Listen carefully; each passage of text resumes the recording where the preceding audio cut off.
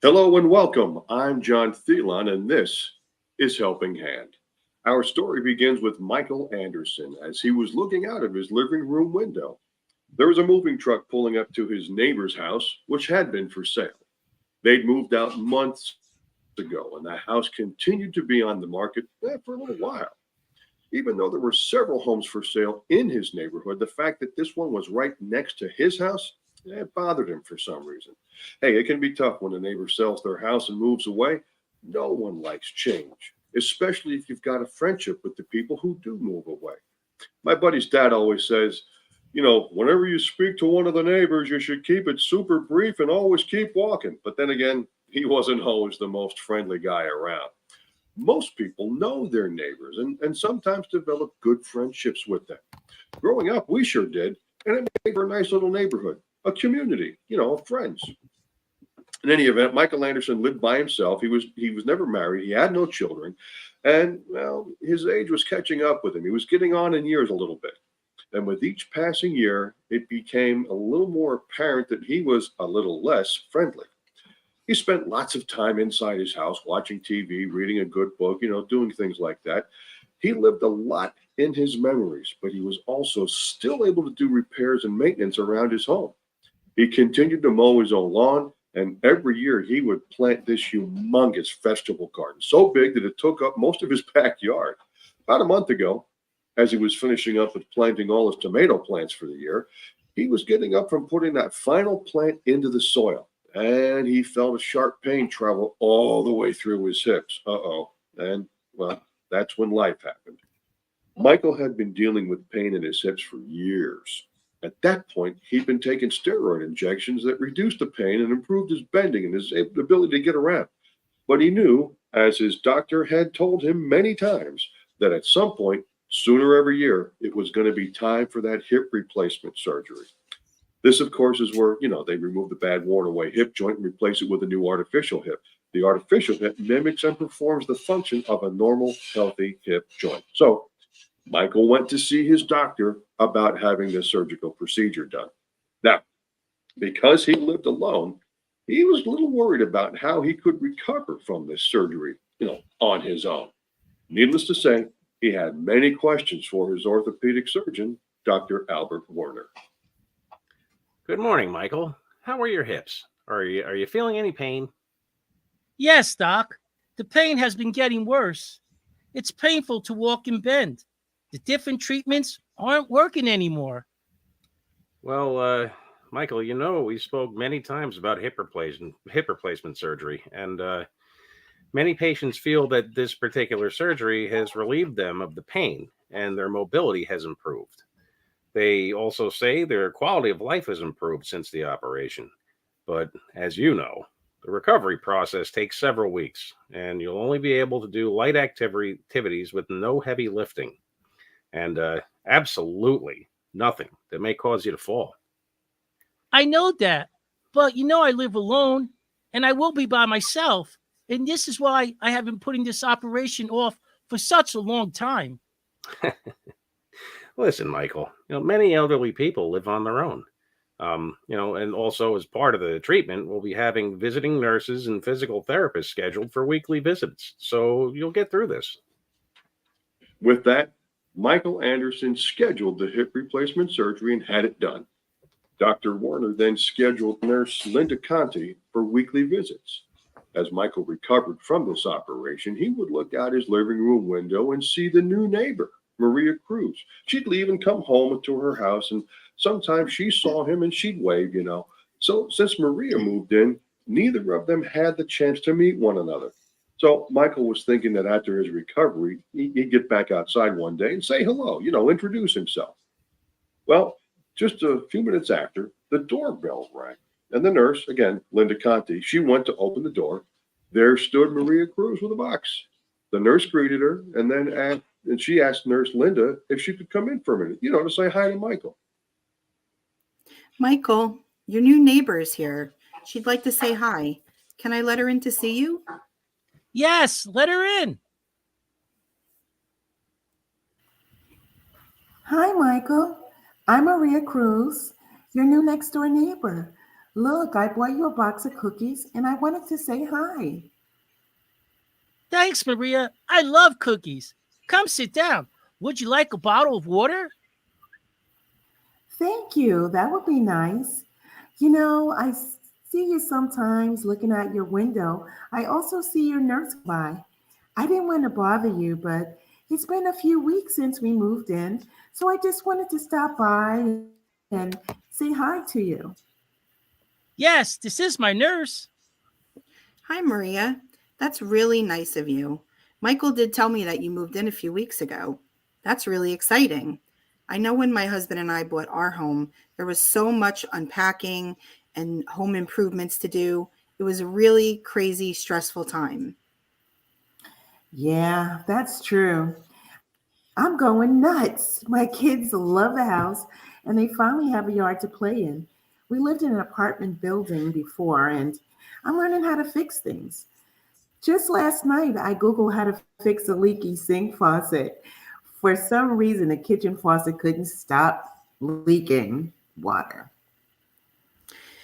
Every pipe leaks in our house. I'm just lucky that my husband knows how to fix everything. If he couldn't, we would have been flooded out so many times. Yeah, I know there's so many household fixes that I have to learn up on. It's all on me. I'm a widower. My husband was a fireman. May have heard about the multifamily house that burned down a year ago. It was all over the local news stations. Yes, I remember. And wasn't there a fireman that went into the building and rescued a mom and her baby who were hiding in a closet? The news said he was a hero, a true hero. Well, Michael, it was a pleasure meeting you. Enjoy the cookies, and I hope to see you again. Bye, Maria. Thank you for the cookies. Welcome to the neighborhood. So as Linda Conti was changing Michael's bandages, she started to cry a little. She did her best to hide her tears, but Michael noticed, and he nervously asked what was wrong. Michael, her husband never made it out of the burning building. What? What are you saying? The news said the fireman rescued the mother and her baby. Then he went back into the house to make sure that there wasn't anyone else inside. And then the fourth floor ceiling fell on him. He died in that fire. He's a hero. Ah, I have many friends who are firemen. This poor lady is now all by herself, and she has two young daughters. What they must be going through. And here I am complaining about my old age and health. Listen, Michael, you're going to have a new life. In a few weeks, you'll be able to do everything that you used to do. You're going to be able to walk and bend without pain. In fact, I actually have a patient who is now a mall walker. He wakes up, drives to the mall, and he walks the entire mall with a group of friends. Maybe you should contact him and join when you're ready. He's your age, and he has a vegetable garden just like you. His name is James Tucker. Well, Michael's hip replacement surgery and recovery went along, and it ended up going well, the recovery. He had numerous weeks of therapy, and soon enough, the pain of walking and bending did go away. He started feeling good, kind of young again. Then, the beginning of summer, with its warm days and sunshine, it brought him some energy. He was tired of looking out his window and reading and watching TV, so one morning after having a cup of coffee, he calls James Tucker, the mall walker that Nurse Linda told him about. Hello. Who am I speaking with? Hi, James. It's me, Michael. My nurse, Linda Conti, gave me your number. I understand we both went through the same thing, and she told me you're a mall walker now. Oh, yeah. She told me you might be calling me. Hey, how you feeling? Are your hips good? Any pain? I'm now an old man with new hips. It was difficult, but the pain is gone. and I'm ready to start my new life. Hey, can I join you on a walk? Of course you can, man. Listen, tomorrow morning at 8, we meet at the mall. There's about 20 of us, give or take, and we meet every morning, and we walk the mall before it opens. It's a lot of fun and great exercise. You walk at your own pace, and there's plenty of places to sit down if you get tired or start feeling a little uncomfortable. Oh, that sounds great. I'll see you there. And I'll be wearing my Kansas City Chiefs football jersey. I feel like a winner, just like them. Well, hey, after we both went through, we should be getting championship rings too. Hip replacement surgery was not a party for me. I don't know about you, but hey, look at us now. But just to let you know, I'm more of a Giants fan there. So there you go. These two hip replacement survivors met at the mall, and they ended up becoming good friends. They walked together pretty much every day. James even helped Michael plant a brand new, bigger and better vegetable garden. Then one day, James asked him about his neighbor. He noticed that her grass was always kind of high and that her house needed some repairs, like roof shingles. Some of them were loose and coming off, and the driveway had some potholes in it and so forth. James, I see what you're talking about. Her house needs some work. She is really a nice lady and has 2 young daughters. She's by herself. No husband. Oh, really? What, is she divorced or something? That's kind of common nowadays. People just ain't staying together the way they used to. No, she's a widower. Her husband was a fireman and died trying to rescue people when the house ceiling collapsed on him. He's a hero who found and saved a mother and her baby hiding in a closet. I wish I could have helped her with different things, but I was recovering when they moved in. She even came over and gave me cookies. Wow, cookies sounds pretty good. But Mike, you should know this by now. I'm a retired construction worker. That's how I ruined my hips. With all the heavy lifting. For 40 years, I worked on buildings and roads. Yeah, I was one of them hard hat guys, and I did everything. I drove every piece of construction equipment imaginable. I heard about how tough you guys are. Were you involved in the World Trade Center cleanup in New York? I know 9/11 was a miserable time for our country, so I try to help those who were involved with the cleanup. I used to pay a deli to send 2 trays of sandwiches every day to the site. It was my way of participating. I think I may have had one of them sandwiches. The company I was working with sent every roll off we had to the site. I actually myself carried away 14 loads of building debris. It felt like I was carrying away our nation's treasury. I cherished every piece of that building as I drove away. In a way, James, you're a hero. Heroes are not superheroes like in comic books, but average people just like trying to survive. They are living their life while helping others do the same. You know something, Mikey? You're right. How about we go talk to your new neighbor? Our husband gave up his life helping others, and now we've been given a new lease on life with these hips. So let's put them to good use and give her a hand. So they both agreed to help the new neighbor, Maria. So they went over, rang the doorbell to tell her all about it.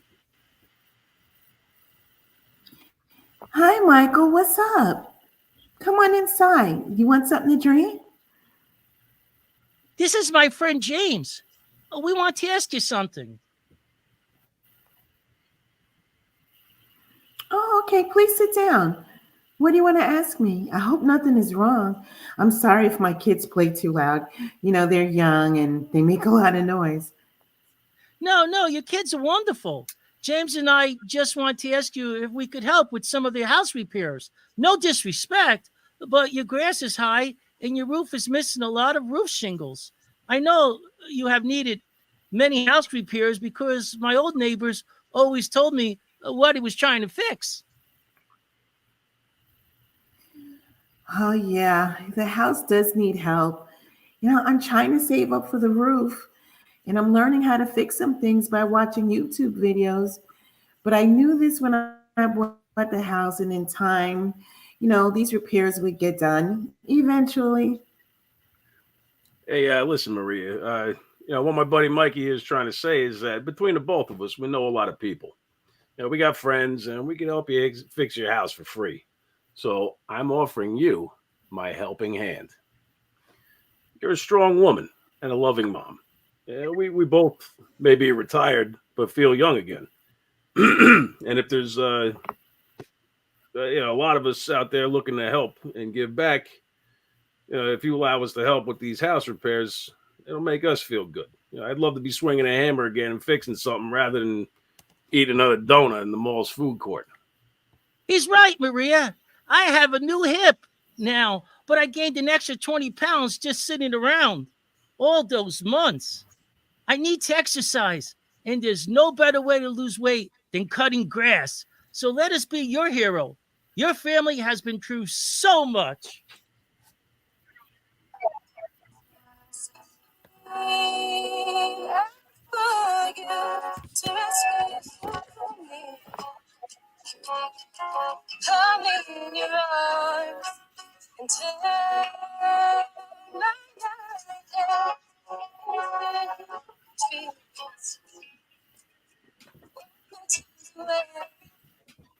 And that's our show. The end. Helping Hand was conceived and created by Joel Emil, who was also the writer of this episode. Here are the actors and the characters they played. Ryan Evans played Dr. Albert Warner and the mall walker, James Tucker. Karen Fiore played visiting nurse, Linda Conti. Ruby McDaniel played the new neighbor, Maria Cruz. And Joel Emil played Michael Anderson with the new hip and everything. We want to thank, as always, Gino DiPiero of HamiltonRadio.net. He's our producer and our recording engineer. Me, once again, I'm John Thielon, your host and narrator. Thank you for listening. We'll catch you next time on Helping Hand. And as always, keep the faith, never give up. Your opportunity is closer than you think.